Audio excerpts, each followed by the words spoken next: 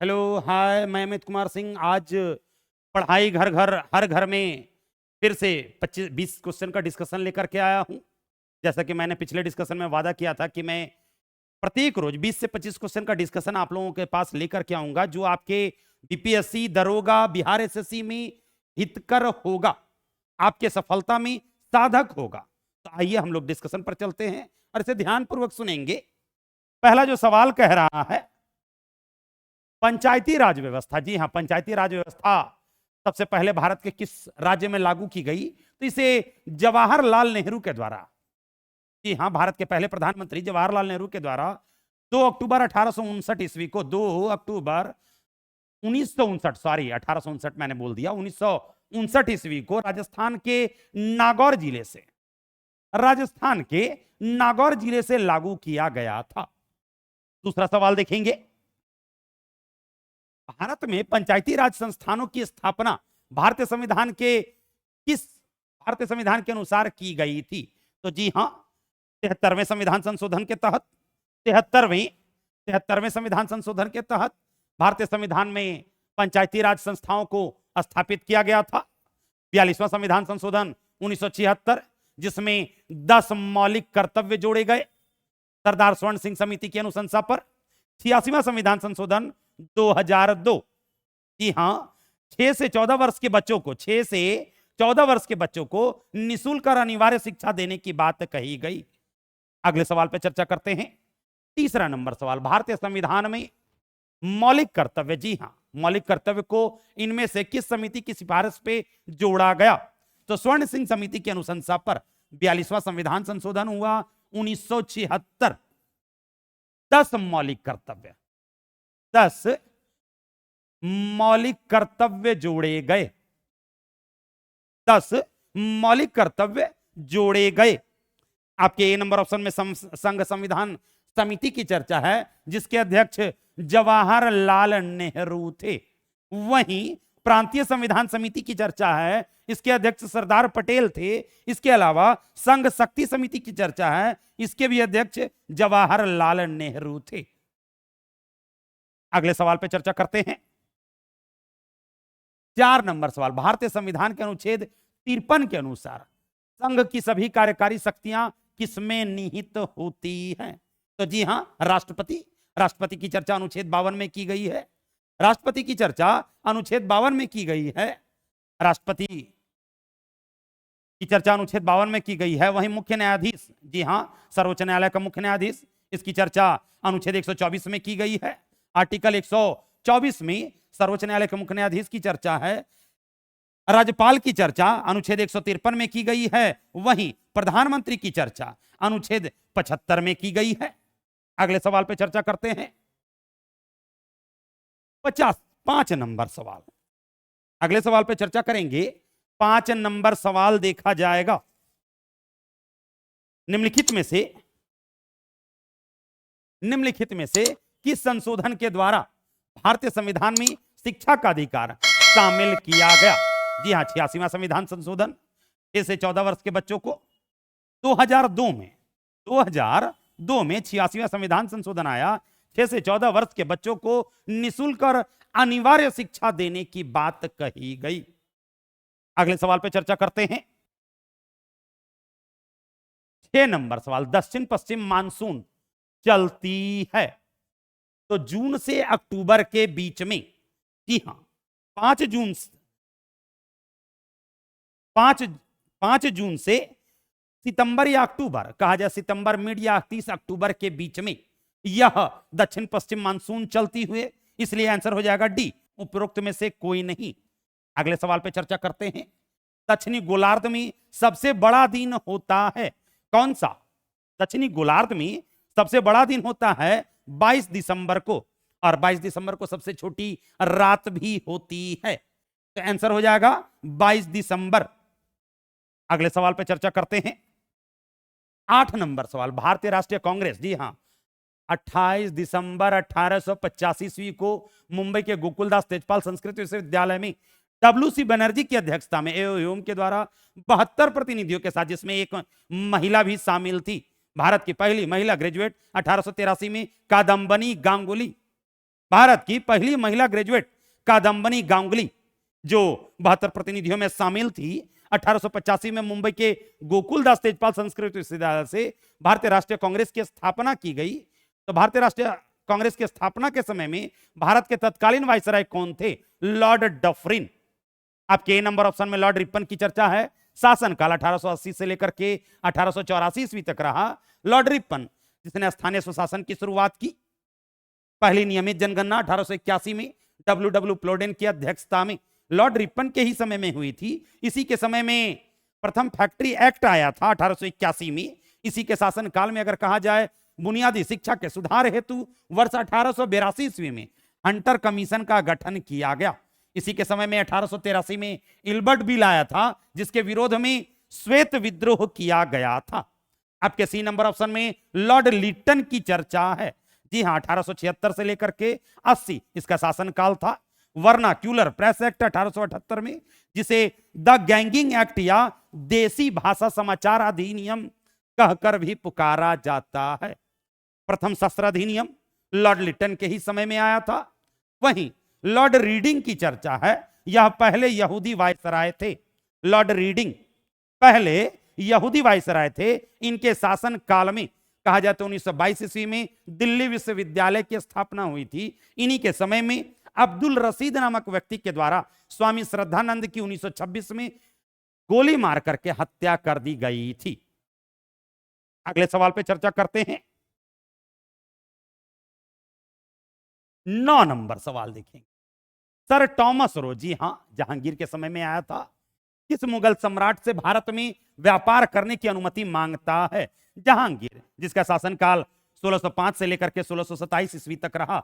निसार नामक चांदी का सिक्का जहांगीर के द्वारा ही चलाया गया था। सिंह अस्पा या कस्पा, 2 अस्पा पद्धति जहांगीर के द्वारा ही शुरू की गई थी। आपके ए नंबर ऑप्शन में अकबर की चर्चा है। शासनकाल 1556 से लेकर के 1605। कहा जाता है पानीपत का दूसरा युद्ध अकबर के द्वारा ही जीता गया था। अकबर, जिसने जलाली नामक चांदी का चौकोर सिक्का, इलाही नामक सोने का सिक्का, संसब नामक चांदी का सिक्का चलवाया था। अकबर ने 1575 में मनसबदारी व्यवस्था की शुरुआत की। वहीं अकबर के द्वारा 1580 ईस्वी में दहसाला पद्धति की शुरुआत की गई थी, जहां फारसी भाषा और हिंदी साहित्य का स्वर्णिम युग अकबर के काल को कहा जाता है। वहीं चित्रकला का स्वर्णिम युग जहांगीर के काल को कहा जाता है, जिसके शासनकाल में मंसूर रहते थे, जिसे नादिर उल अस की उपाधि प्रदान की गई थी जहांगीर के द्वारा। चित्रकला का स्वर्णिम युग जहां जहांगीर के काल को कहा जाता है, वहीं स्थापत्य कला का स्वर्णिम युग शाहजहां के काल को कहा जाता है। याद रखेंगे, मैं फिर से रिपीट कर रहा हूं। हिंदी साहित्य और फारसी साहित्य का स्वर्णिम युग जहां अकबर के काल को कहा जाता है, वहीं स्थापत्य कला का स्वर्णिम युग शाहजहां के काल को कहा जाता है, और चित्रकला का स्वर्णिम युग जहांगीर के काल को कहा जाता है। औरंगजेब को लड़ने से फुर्सत ही नहीं थी। औरंगजेब को लड़ने से फुर्सत ही नहीं थी, तो वो किसी कला का स्थापना कहां से करेगा? सीधी सी बात है। औरंगजेब इतना शक्की था, इसने लोगों की जानकारी हेतु मुहतसीब नामक पद का सृजन किया था। मुहतसीब मुगल काल में लोक आचरण अधिकारी कहलाता था। अगले सवाल पे चर्चा करते हैं। 10 नंबर सवाल देखेंगे। इंडियन एसोसिएशन, जी हां, 1876 में 1876 में बंगाल में सुरेंद्रनाथ बनर्जी के द्वारा 1876 में सुरेंद्रनाथ बनर्जी के द्वारा स्थापित किया गया था कलकत्ता में। सुरेंद्रनाथ बनर्जी, जिन्होंने 1918 में इंडियन लिबरल फेडरेशन की भी स्थापना की थी। बंगाली नामक पत्रिका की स्थापना 1879 ईस्वी में, जी हां, 1879 ईस्वी में बंगाली पत्रिका की स्थापना सुरेंद्रनाथ बनर्जी के द्वारा की गई थी। प्रथम ऐसे व्यक्ति थे। यह भी याद रखेंगे कि 1878 में वर्नाक्यूलर प्रेस एक्ट लगा था।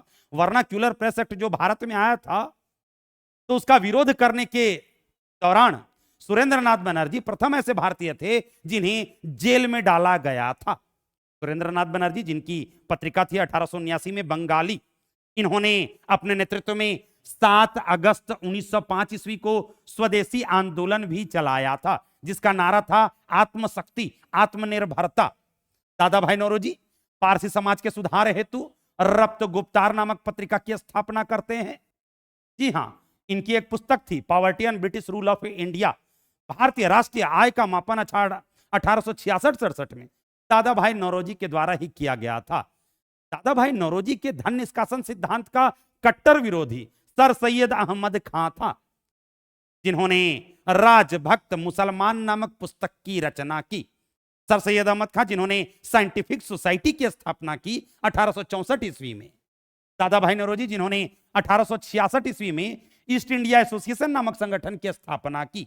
एमजी रानाडे, इन्हें पश्चिम भारत में पुनर्जागरण का अग्रदूत कहा जाता है, इन्हें महाराष्ट्र का सुकरात कहकर पुकारा जाता है। इन्होंने 1870 ईस्वी में 1870 में 1870 ईस्वी में पूना सार्वजनिक सभा की स्थापना की। आपके डी नंबर ऑप्शन में मोतीलाल नेहरू की चर्चा है। इन्होंने 1923 में स्वराज पार्टी की स्थापना की। 1919 में इंडिपेंडेंट नामक पत्रिका की स्थापना मोतीलाल नेहरू के द्वारा अंग्रेजी भाषा में प्रयागराज से की गई थी। अगले सवाल पे चर्चा करते हैं। 11 नंबर सवाल, फाहियान। जी हां, 399 ईस्वी से लेकर के 414 ईस्वी, मतलब 15 बरस चंद्रगुप्त द्वितीय के समय में आया था, जिसने फाकूकी या फूकोजी गुप्तकालीन प्रशासन के साथ साथ सामाजिक, आर्थिक, राजनीतिक और धार्मिक स्थिति की चर्चा फाहियान के द्वारा की गई। यह प्रथम चीनी यात्री था। चंद्रगुप्त द्वितीय जिसके दरबार में नवरत्न रहते थे, अमर सिंह, छपनक, वेताल भट्ट, घटपरक, शंकु जैसे लोग चंद्रगुप्त द्वितीय के दरबार में रहते थे। वहीं चंद्रगुप्त मौर्य की चर्चा इसके दरबार में मेगास्थनीज आया था, जिसने इंडिका नामक पुस्तक की रचना की। प्रथम विदेशी यात्री सेल्यूकस निकेटर का राजदूत था, जो चंद्रगुप्त मौर्य के दरबार में आया था, जिसने इंडिका नामक पुस्तक की रचना की। पहली बार मथुरा शहर का उल्लेख मेगास्थनीज की पुस्तक इंडिका में ही मिलती है। चंद्रगुप्त मौर्य को प्राचीन भारत का मुक्तिदाता, बोले तो लिबरेटर कहकर पुकारा जाता है। चंद्रगुप्त प्रथम महाराजा धीराज की उपाधि धारण करने वाला, महाराजा धीराज की उपाधि धारण करने वाला गुप्त वंश का पहला राजा और गुप्त वंश का वास्तविक संस्थापक चंद्रगुप्त प्रथम था। वहीं परम भागवत की उपाधि धारण करने वाला, परम भागवत और विक्रमादित्य की उपाधि धारण करने वाला चंद्रगुप्त द्वितीय प्राचीन भारत का और गुप्त वंश का प्रथम राजा था। आपके डी नंबर ऑप्शन में समुद्रगुप्त की चर्चा है। प्रयाग प्रशस्ति इसी के समय में जारी किया गया था हरिसेन के द्वारा, है ना। समुद्रगुप्त सबसे पढ़ा लिखा राजा, जिसने संस्कृत भाषा में कृष्णा चरितम नामक पुस्तक की रचना की। 100 युद्ध का विजेता भारत का नेपोलियन समुद्रगुप्त को कहा जाता है। अगले सवाल पे चर्चा करते हैं। गायत्री मंत्र। जी हां, ओम भूर्भुवस्सुवः तत्सवितुर्वरेण्यं भर्गो देवस्य धीमहि धियो यो न प्रचोदयात्। गायत्री मंत्र महर्षि विश्वामित्र के द्वारा, है ना, रचनाकार महर्षि विश्वामित्र। ऋग्वेद में इसकी रचना की गई। ऐसा ज्ञान जो ऋचाओं में बद्ध हो उसे ऋग्वेद कहकर पुकारा जाता है, जिसमें 10 मंडल हैं। 1 से 8 1 से लेकर के 1, 8, 9, 10 छेपक कहलाता है। वहीं 2 से लेकर के 7वां मंडल वंश मंडल कहलाता है। अथर्ववेद जादू टोना वशीकरण मंत्र की चर्चा, पृथ्वी की चर्चा, समुद्र का उल्लेख अथर्ववेद में मिलता है। अकबर के शासन काल में हाजी इब्राहिम सरहिंदी के द्वारा, अकबर के शासन काल में हाजी इब्राहिम सरहिंदी के द्वारा अथर्ववेद का फारसी अनुवाद किया गया। वहीं भागवत गीता, जी हां, भागवत गीता महाभारत के 6वें अध्याय का एक भाग है। भागवत गीता जिसके रचनाकार महर्षि वेद व्यास हैं। मनु, जिन्होंने मनुस्मृति की रचना की, सबसे प्राचीनतम स्मृति, जिसमें 7 प्रकार के दासों की चर्चा पहली बार मिलती है। अथर्ववेद के पश्चात 8 प्रकार के विवाह की चर्चा पहली बार मनुस्मृति में ही की गई है। शुंगकालीन सामाजिक, आर्थिक, राजनीतिक और धार्मिक स्थिति की चर्चा मनुस्मृति में मिलती है। वहीं मनुस्मृति में अनुलोम प्रतिलोम विवाह की चर्चा मिलती है। अनुलोम विवाह के अंतर्गत जहां उच्च वर्ण का पुरुष निम्न वर्ण की महिला से विवाह करता है, वहीं प्रतिलोम विवाह के तहत उच्च वर्ण की महिला निम्न वर्ण के पुरुष से विवाह करता है। अगले सवाल पर चर्चा करते हैं। 13 नंबर सवाल देखेंगे। निम्नलिखित में से कौन भारत भूमि सुधार कार्यक्रम का हिस्सा नहीं रहा है?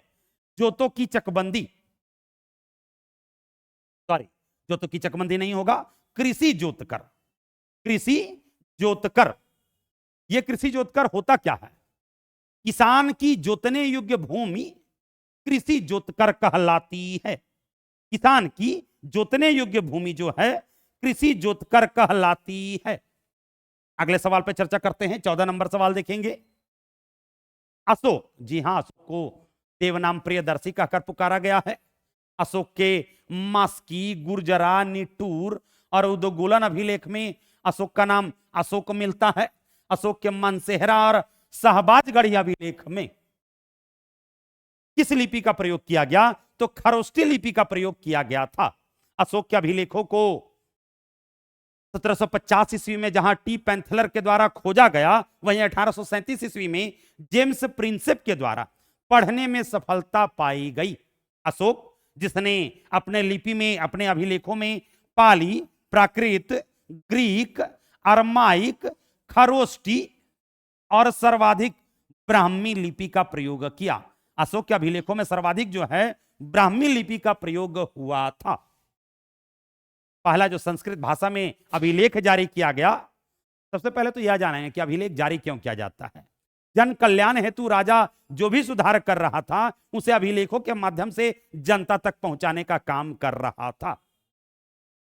संस्कृत भाषा का सबसे प्राचीनतम और सबसे बड़ा अभिलेख रुद्रदामन प्रथम का जूनागढ़ अभिलेख है। वहीं हिंदी भाषा में जो अभिलेख जारी किया गया उसे देवपाड़ा अभिलेख कहकर पुकारा गया, जो सेन वंशीय राजा विजय सेन के द्वारा जारी किया गया था, जिसमें सेन वंश की वंशावली दर्शाई गई थी। अगला सवाल देखते हैं। 15 नंबर सवाल। सिखों की लिपि क्या है? जी हां, सिखों की लिपि जो है गुरुमुखी लिपि है। गुरुमुखी लिपि सिखों की लिपि है। अगले सवाल पर चर्चा करते हैं।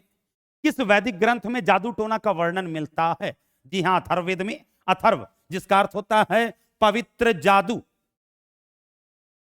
कहा जाता है जादू टोना, वशीकरण, मंत्र, चिकित्सा शास्त्र की जानकारी अथर्ववेद में मिलती है। पृथ्वी की चर्चा, समुद्र का उल्लेख अथर्ववेद में मिलता है। 8 प्रकार के विवाह की चर्चा, 16 प्रकार के संस्कार की चर्चा अथर्ववेद में मिलती है। साम, जिसका अर्थ होता है गान, संगीत के साथ सुरों की चर्चा सामवेद में मिलती है। अथर्ववेद का फारसी अनुवाद अकबर के समय में हाजी इब्राहिम सर हिंदी के द्वारा किया गया था। यजु एक संस्कृत शब्द है। यज्ञ संबंधी विधि विधान की चर्चा यजुर्वेद में मिलती है। वहीं ऐसा ज्ञान जो ऋचाओं में बद्ध हो उसे ऋग्वेद कहकर पुकारा जाता है। अगले सवाल पर चर्चा करते हैं। बंकिम चंद्र चटर्जी, जी हां, जिन्होंने कपाल कुंडला, देवी चौधराइन जैसी पुस्तकों की रचना की, आनंद मठ जैसी पुस्तकों की रचना बंकिम चंद्र चटर्जी के द्वारा की गई थी। तो बंकिम चंद्र चटर्जी ने अपने उपन्यास आनंद मठ में किस विद्रोह को कथा के आधार का भूमि बनाया? सन्यासी विद्रोह 1760 ईस्वी में विजय नारायण सरकार और केंद्र सरकार के नेतृत्व में हुआ था। आपके बी नंबर ऑप्शन में पागलपंथी विद्रोह की चर्चा है। 1825 से लेकर के 31 तक टीपू के नेतृत्व में, टीपू के नेतृत्व में असम क्षेत्र से पागलपंथी विद्रोह हुआ था। नील आंदोलन दिगंबर विश्वास और विष्णु विश्वास के नेतृत्व में 1859 ईस्वी में बंगाल के मिदनापुर क्षेत्र से नील आंदोलन की शुरुआत हुई थी। दीनबंधु मित्र की पुस्तक नील दर्पण में नील आंदोलन की विशेष रूप से चर्चा की गई है। पवना विद्रोह, जी हां, 1873 में 1873 से 76